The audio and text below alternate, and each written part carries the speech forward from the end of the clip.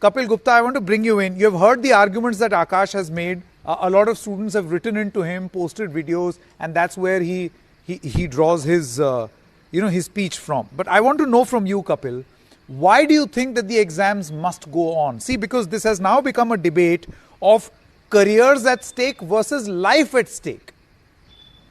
Correct. So Sanket, I'll give you a story today which happened with me. We help students prepare for NEET from our online platform. More than 1 lakh students study from us every week out of 500 districts.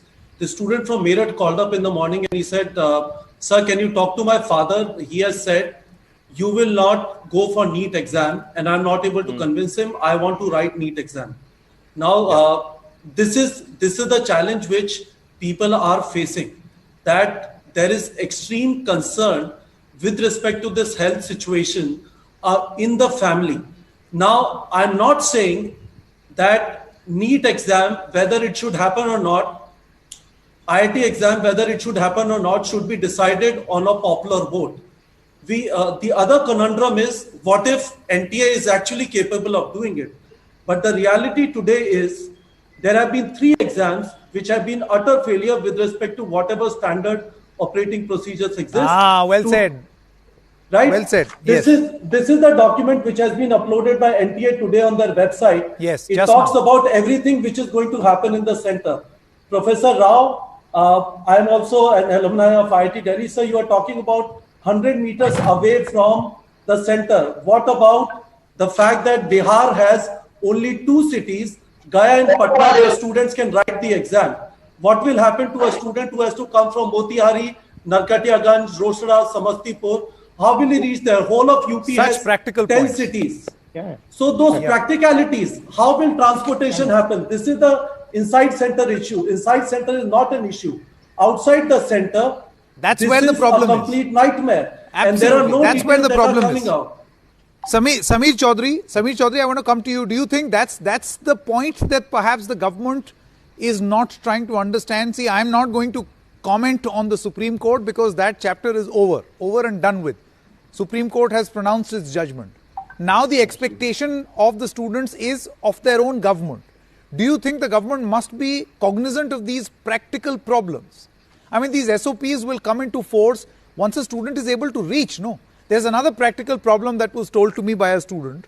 Say, for instance, I'm in an area, I have to write an exam tomorrow, and suddenly tonight, where I'm staying, that area is declared a containment zone. Then where do I go? In the thick of the night. Samir. Sanket, there are many practical problems to begin with. But as I see it, I believe this debate is inherently flawed.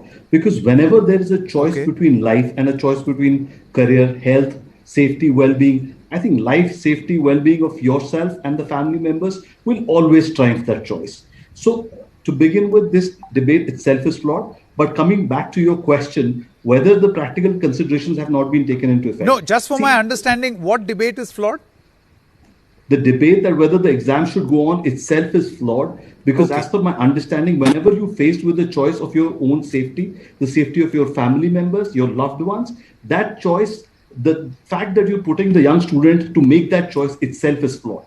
Okay. Now coming to your question, whether the various considerations have been taken into account or not. What we have failed to acknowledge is that if you see the government of Punjab yesterday and the government of Haryana today has imposed lockdown back again. So there will be weekend lockdowns because the sheer numbers defy the attitude right now. The sheer numbers cannot be controlled. We are at the stage of community transmission. So measures have to be taken. And in such an event, we have seen that in by the way, Samir, if you believe all the Zero surveys, then we are in community transmission. Absolutely. You can't have 1/3 of Delhi already developing antibodies and no community transmission happening. Sanket, what we have seen That's another story. That it is practically impossible to implement social distancing or SOPs in large gatherings. Here we're talking about unprecedented gathering. More than 25 lakh students coming together. Not to forget the parents who will accompany them. Not to forget the lockdown restrictions coupled with that, and the fact that these asymptomatic or students will go back to their houses where they live with their grandparents or younger children. Absolutely. So we're exposing an unexpected and large number of people to this.